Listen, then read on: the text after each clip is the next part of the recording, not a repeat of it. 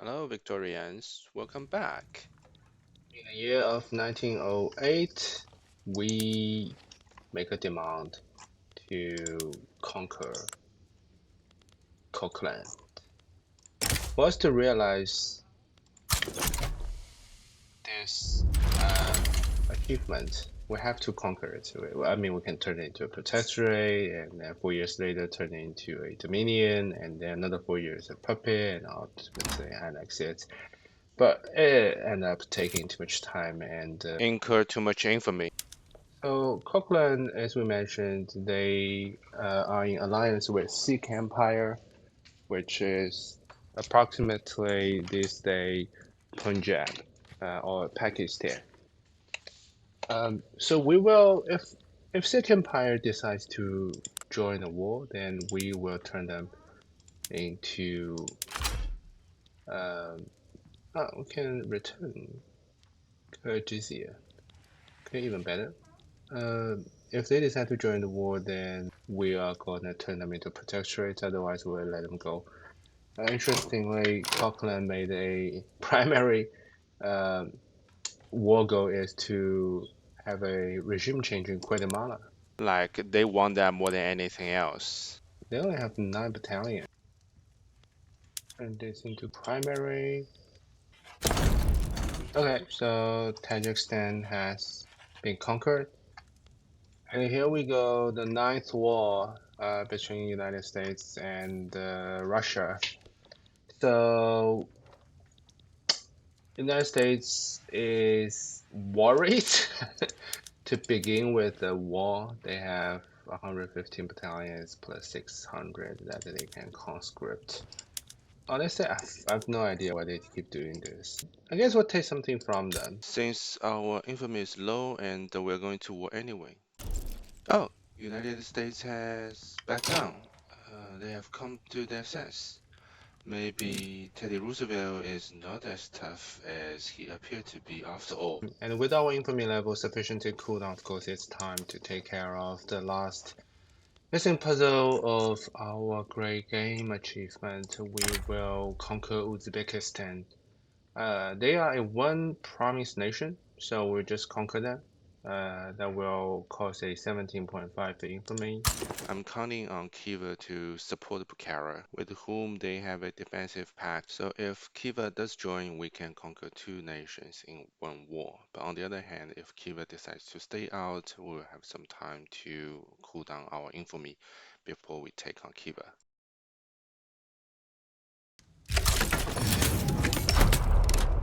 And as we're dealing with Bukhara, guess what?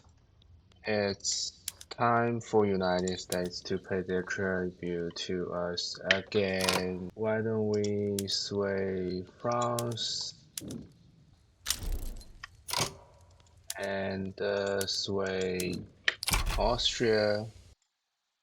We will not be asking too much from the United States. We're going to ask for Panama, which we have a claim for, and Tripoli.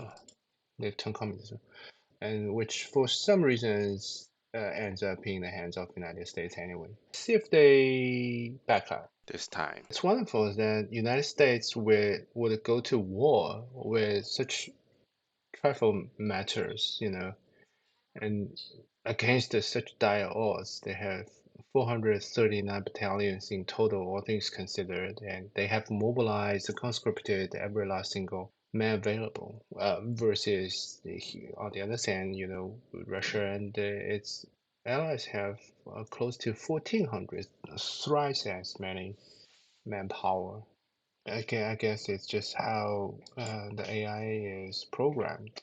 We'll carry out a naval invasion in Panama. That will help settle the war score quickly. Our war in North America seems to be going pretty well. I think as soon as we take over Panama, then United States will lose a lot of war score. Who's doing most of the heavy lifting here? We are. Well, Austrians, they're also doing pretty well. US Navy is pretty brave. Credit what credit is due. Croatia, Dalmatia front. Oh, did they manage to invade? They did. Okay. I don't know what you guys have been doing. So the Marines of the United States have managed to land in Austria. Anyway, I'm sure Australia will be fine. With the war raging in United States capital, Pennsylvania, Philadelphia, I think they're very close to capitulating. We have also taken over U.S. Panama. I think just waiting for the war support to come down a little bit more before we can conclude the war. Okay, they will say yes. So as a result, we took uh, Panama and part of Libya. We have started the legislative effort to enact universal suffrage. We have a much better chance now because we have this agitator, Draza Pavkovich, who joins the political movement to enact universal suffrage. And with that, we can boost the political clout of trade union, which will allow us to go to workers' protection, which gives us the achievement of serf-serve. So thanks to this agitator, we now have a 100% success rate of enacting this law, universal suffrage. All we have to do is just for the legislature to go through 3 cycles. And guess what? The biggest opposer to universal suffrage are the petty bourgeois because they have a fascist ideology now. They're even trying to start a revolution to preserve wealth voting, although they're not even the wealthiest interest group in this country. But we will pay no heed. We just push forward through this cycle because the radicalism is not high enough. After universal suffrage, we're also trying to give women suffrage. The idea is that as more women join labor force, which is one of the consequences of this law, there will be more trade union workers, and there will be more easy for us to pass the workers' protection law. Again, we have this agitator, Olga Alexeyev, who will help the enactment of women's suffrage, which currently has a success rate of 60%, which is pretty good. Now that we have finally finished all the local revolts at hand, we can finally conquer Kiva, which is the last missing puzzle in our achievement of the Great Game.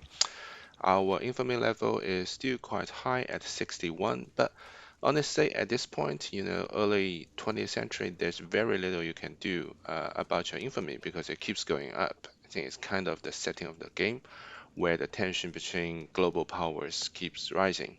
The reason why I say keeps going up is because you run into a lot of incidents where you either cede your colonies or your claim to your rivals at Britain, France, and Austria-Hungary, or you will take an infamy hit. And we have been as big a pacifist as we possibly can be, but at this point, it's still, it's massive infamy. It's like 15, 20 points every time. So we're just going to take it on the chin. We're going to conquer Kiva. That's going to bring our infamy, I think, above 75. Um, but we're on pretty nasty terms with Austria and and France anyway. Um, so I think it's just the price to pay.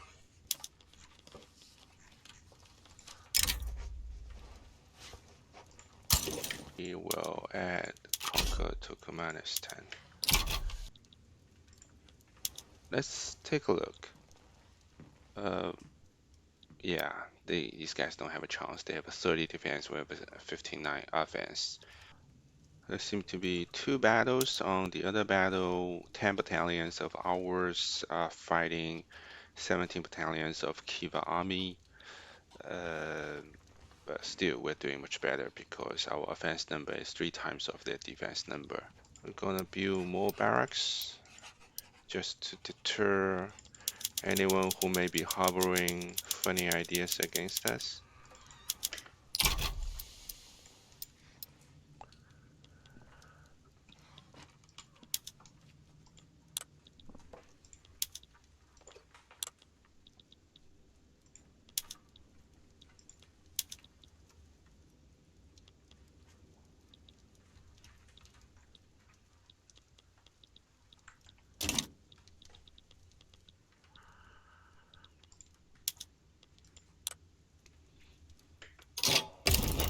This one, nobody wants to become our subject, so we're gonna stay out.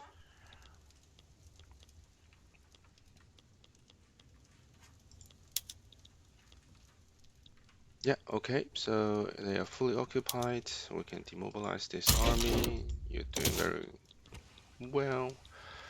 Just waiting for the war score to settle. Conquer, conquer. Honestly, they would be better off. Just think about all the investments we're gonna pour in there.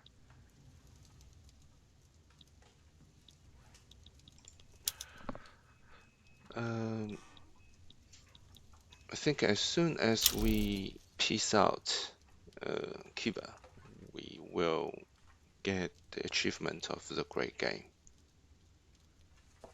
Okay, they will be forced to capitulate, and this is how we get the achievement of the Great Game. You can't see it very clearly, but it was actually a bear sitting on a throne, which I think is kind of cute. We now have a new party. We have all Russian fascist party, which is, I think, I mostly see. petty bourgeois. Yeah, you guessed it. In history, petty bourgeois were actually the biggest supporter of fascism. You can imagine the industrialists are usually pretty practical, all they care is about making money, and the trade union people are considered leftist, leaving the petty bourgeois as the most right political interest group on the left-right spectrum. And with the invention of telephone switchboard and central planning, now we have enough bureaucracy to implement all the national institutions we need, yeah, for a more egalitarian society. Okay, now we have women's suffrage, which adds 15% workforce participation, 33% dependent enfranchisement, but will have a 5% buff on birth rate. Finally, we have a new government where the trade union and the intelligentsia as a coalition will rule Russia, and the new president of Russia Republic is Sergei Dragomirov, um, with 87 legitimacy, which is quite cool. I think that will allow us to enact works protection with a 27% chance of success, which will allow us to get a surface up achievement, and that's kind of thing we're missing. Legislation went well, and in 2 years' time, Russia would have workers' protection. Ta-da! And therefore, the achievement of surfs up. I think this concludes our Russian guide. We got 2 achievements in this playthrough. We have got the Great Game, which is to fully control the Central Asia region, this part. And in retrospect, I think it would have been easier had we started conquering Khiva, Bukhara, Koklan uh, in the early part of the game rather than wait until the late game. And the other is Subsub, which you have to wait until industrialization of the country to reach certain point, and then you will have universal suffrage that give votes to every single person. And then after that, trade union will become a very powerful interest group in this country. In Russia specifically, they're called the Menshevik.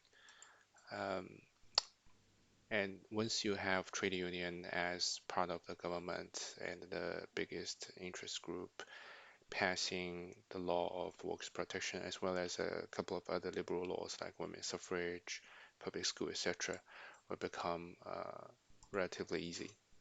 Uh, and we are 10 years away from the end of the game, and you can see Russia has a very successful play in addition to homeland.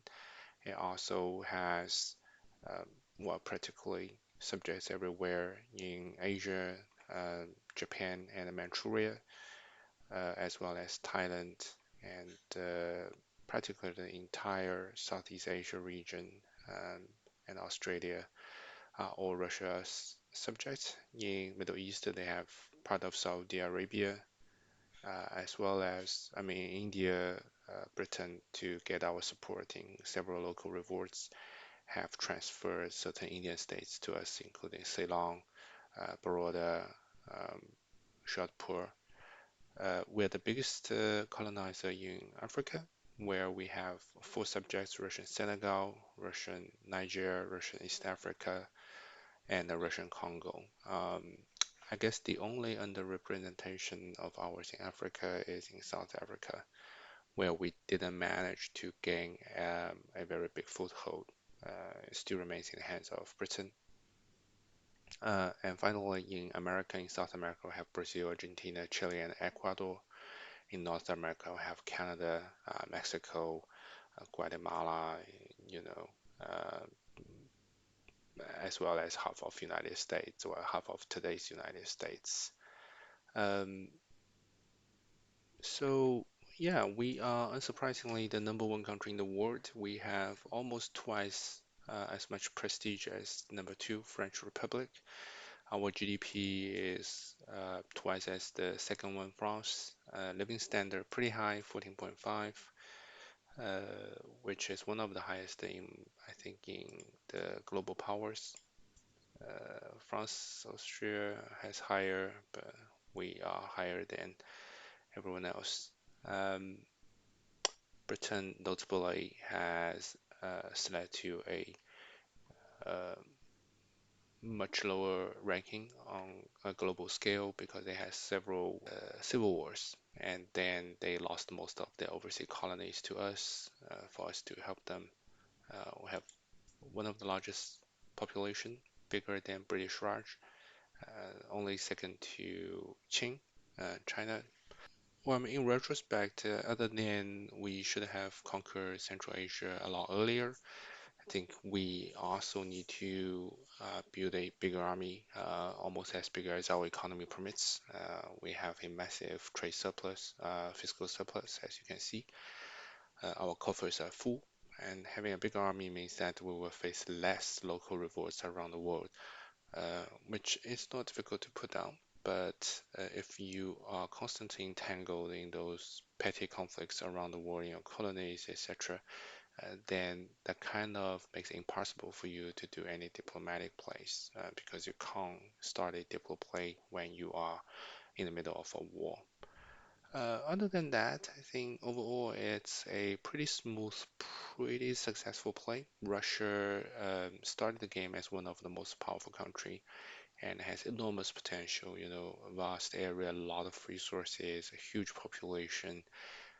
They start from a very low point in terms of economic development, industrialization. They have a massive army, and therefore national security is usually um, safe. They don't have to worry about invasion or anything.